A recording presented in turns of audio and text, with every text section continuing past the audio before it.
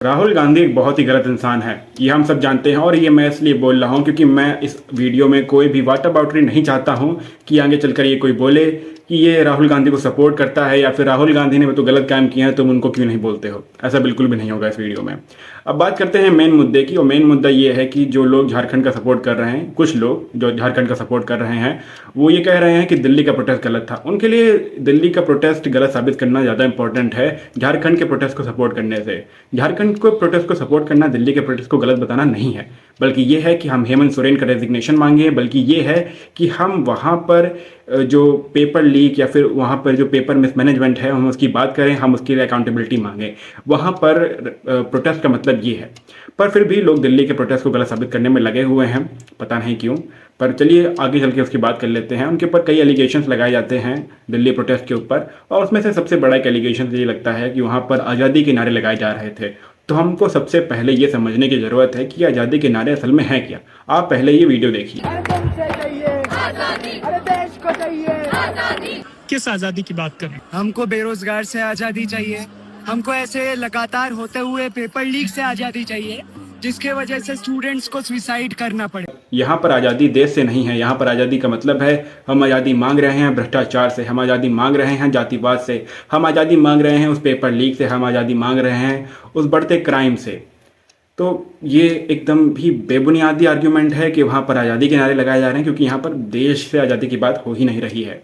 अब एक आर्ग्यूमेंट आता है कि भाई उमर खालिद का वहाँ सपोर्ट किया जा रहा है, वो एक एंटी नेशनल है, उसको लोग सपोर्ट कर रहे हैं। तो सीजेपी के मंच से ऐसा कुछ भी निकल के नहीं आता है कि वहाँ पर उमर खालिद के रिहाई की बात की जा रही हो। हालांकि सीजेपी के मेंबर्स इंडिविजुअल इंटरव्यू में ये कहते हैं कि उमर खालिद को फ्री ट्रायल मिलना चाहिए, वो भी वो इनिशिएट नहीं करते हैं जब उनसे पूछा जाता है। और वहाँ पर ऐसे बहुत से तत्व थे जो ये ट्राई कर रहे थे कि वहाँ पर उमर खालिद की बात छेड़ी जा सके। देश के खिलाफ कहता है कि हम देश को 7 टुकड़ों में कर देंगे, आपको ये बर्दाश्त होगा? बिल्कुल होगा।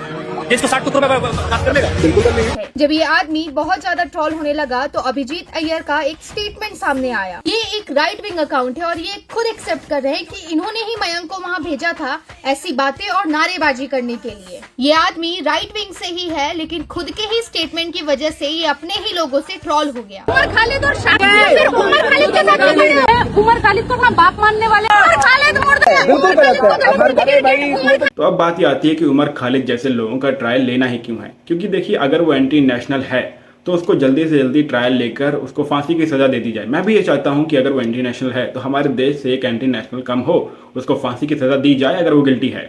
और इससे ही एक फ़ायदा होगा कि कम से कम हमारे देश से एक एंटी नेशनल कम हो जाएगा। तो मैं तो चाहता हूँ कि जल्दी से जल्दी उसका ट्रायल हो, और तुम्हें भी इसका सपोर्ट करना चाहिए ताकि हमारे देश से एक एंटी नेशनल कम हो सके। अब एक और एलिगेशन लगता है दिल्ली के प्रोटेस्ट पर कि वहाँ पर स्टूडेंट्स गाली गलौज कर रहे थे।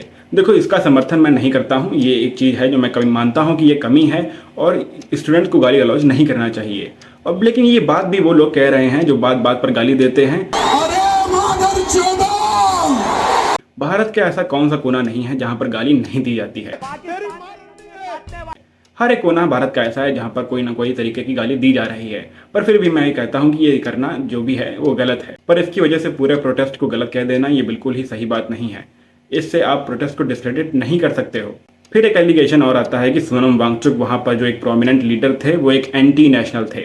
तो अब अगर तुम आज की तारीख में भी तुम अगर सोनम वांगचुक को एंटी नेशनल मान रहे हो तो तुम बस अपनी आंखें बंद कर चुके हो और अंधभक्ति में लीन हो बीजेपी की। क्योंकि वहाँ पर 6 महीने तक जेल में रखा गया एनएसए के अंडर सोनम वांगचुक को, और फिर भी सरकार उसे एंटी नेशनल साबित नहीं कर पाई, और बीजेपी के लोग उसे सूप पिलाकर उसका अनशन तोड़वा रहे हैं।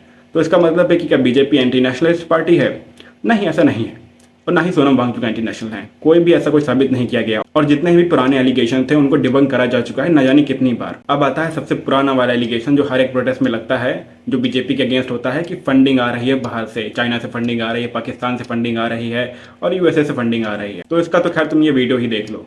बात आपने उठाई कि फॉरेन फंडिंग वगैरह की बात जो आपने कही, जो प्रदर्शन चल रहा है, तो मैं ये कहना चाहूँगा कि मेरे पास इस मसले पर किसी प्रकार का कोई इन्फॉर्मेशन आपसे साझा करने के लिए नहीं है। अब अगला और सबसे इम्पोर्टेंट एलिगेशन ये लगता है कि वहाँ पर धार्मिक भावनाओं को आहत किया जा रहा था। तो ये मैं मानने को तैयार हूँ कि आपकी धार्मिक भावनाएं आहत हो गई होंगी, क्योंकि वहाँ पर धर्म के बारे में बोला गया, और स्पेशली आप बीजेपी से नहीं थे, क्योंकि बीजेपी ही केवल धर्म का मजाक बना सकती है, कोई भी और पार्टी या फिर कोई भी और लोग धर्म का मजाक नहीं बना सकते हैं। और मैं भी ये मानता हूँ कि कभी भी किसी को धर्म का मजाक नहीं बनाना चाहिए। पर अब बात आती है कुणाल कामरा ने ऐसा क्या बोला। कुणाल कामरा ने बोला कि सीता के पति का नाम लेके नीता के पति का काम हो रहा है, जो कि गलत है, पता नहीं कैसे, पर गलत है ये। और अंत में मैं यही कहना चाहूँगा, सियावर रामचंद्र की जय। हाँ, एक और दिक्कत आती है कि वहाँ पर गेस को सपोर्ट क्यों किया गया, वहाँ पर गेस को मंच क्यों दिया गया। तो उसके कई समय पहले जब प्रोटेस्ट हुआ था तो वहाँ पर गेस को स्पेसिफिकली टारगेट किया गया था, गेस को क्वेश्चन किए गए थे, उनकी आइडेंटिटी पर क्वेश्चन किया गया था। तो उसको सपोर्ट करने के लिए वहाँ पर उनको मंच दिया गया ताकि वो अपना एक पक्ष रख सकें। उनको किस तरीके से हरास किया गया था, उनको किस तरीके से मीडिया ने हरास किया था, उनका पॉइंट ऑफ व्यू रखने के लिए उन्हें मंच दिया गया था। पर चलो, तुम दिल्ली के प्रोटेस्ट को गलत मान रहे हो तो कम से कम झारखंड के प्रोटेस्ट को अच्छे से सपोर्ट कर दो। वहाँ पर दिल्ली के प्रोटेस्ट को गाली देने से कुछ भी नहीं होगा, वहाँ पर कोई भी अकाउंटेबिलिटी नहीं ली जाएगी अगर आप दिल्ली के प्रोटेस्ट को गाली देते हो। वहाँ पर आपको हेमंत सोरेन का रेजिग्नेशन मांगना है, जो कि वहाँ के चीफ मिनिस्टर हैं, ताकि वो अकाउंटेबिलिटी ले सकें। सीबीआई की जांच शायद बिठाई जा चुकी है, पर उससे कुछ खास भला होगा नहीं, इसलिए हमें रेजिग्नेशन की डिमांड करनी चाहिए, जो शायद झारखंड के बच्चे भी डिमांड नहीं कर रहे हैं। तो मेरा एक सजेशन है कि उन्हें डिमांड करनी चाहिए, चाहे वो अपोजिशन से हो, चाहे वो रूलिंग पार्टी से हो। हमारी डिमांड सुनी जानी चाहिए, चाहे कोई भी सामने क्यों ना हो। जय हिंद दोस्तों।